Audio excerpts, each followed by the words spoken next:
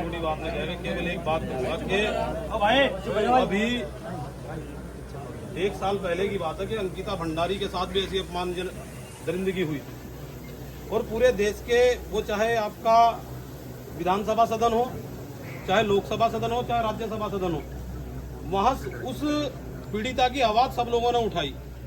और आज वही अपमानजनक स्थिति और दरिंदगी हमारे समाज की इस बेटी, इस बहन के साथ हुई है। और आज ये देख लेना आपके 4 दिन बीत चुके, कहीं से किसी प्रकार का किसी भी व्यक्ति का कोई स्टेटमेंट आपके प्रति नहीं है। आप इससे ये अंदाजा लगा लो कि किसी भी सरकार के मुलाजिम से, नेता से आप न्याय की उम्मीद न रखो।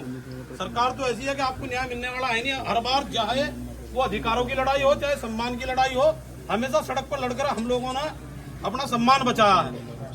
और आज हम लोग इकट्ठे हुए हैं, केवल ये है कि संवेदना प्रकट करने के लिए आए और न्याय की मांग कर रहे हैं। प्रशासन के जिम्मेदार अधिकारी यहाँ बैठे हैं। अगर सही तरीके से न्याय नहीं होगा, वास्तविक पीड़ित को उसके खिलाफ विधिक कार्रवाई करते हुए जेल नहीं भेजा जाएगा, तो हम लोग यहाँ से प्रण लेके जाएंगे। एक महापंचायत होगी और महापंचायत में यह तय होगा कि न्याय किस प्रवृत्ति का होगा, न्याय की दृष्टि क्या होगी। क्योंकि जिस प्रकार से ये अपमानजनक घटनाक्रम हुआ है, ये बेहद निंदनीय और शर्मिंदा करने वाली हरकतें हैं।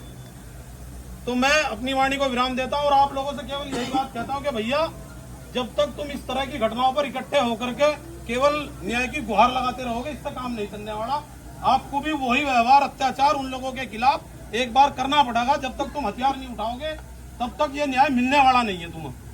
क्योंकि कानून से हम लोग लड़ते हैं, सारे काम करते हैं, लास्ट तक मामला पहुंचता है। बीच में कुछ लोग असामाजिक तत्व और अराजक तत्व घुस करके जो बिचौलिया का काम करते हैं, आवाज को दबा दिया जाता है और पीड़ित परिवार जो है एक समय तक तो लड़ता है, लेकिन उसके बाद क्या होता है पता लगता है कि बड़े बड़े मामलों में फैसले हो जाते हैं, पता ही नहीं चलता।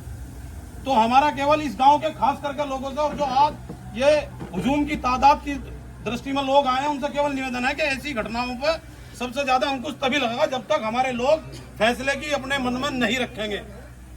न्याय के अंतिम स्तर तक जब हम नहीं जाएंगे, सजा नहीं होगी, तब तक हमें न्याय मिलने वाला नहीं है।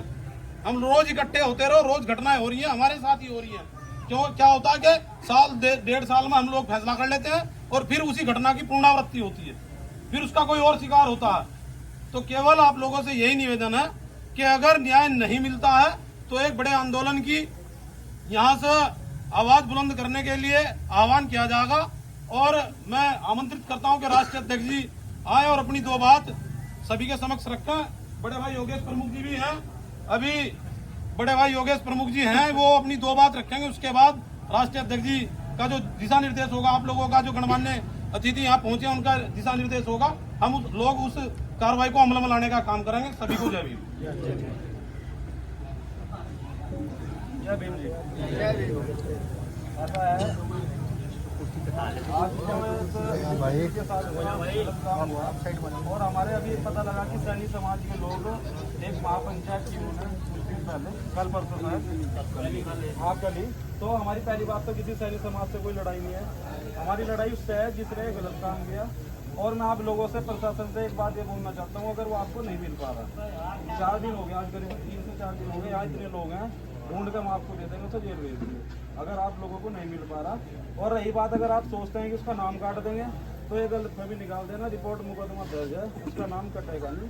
वो बीजेपी नेता हो, वो चाहे कुछ भी हो, यहाँ तक बच्चा ढूंढने की उसकी हिम्मत रखता है। एक बार छूट दे दो, हम उन्हें पकड़ कर आपके थाने में ला के छोड़ देंगे, अगर आप लोगों को नहीं पकड़ा जा रहा। तो मेरी तो यही है आप लोगों से कि भाई जल्दी जल्दी उसको पकड़ो, और ऐसा ना हो कि कल को ये सुनने में आए कि उसका नाम हटा दिया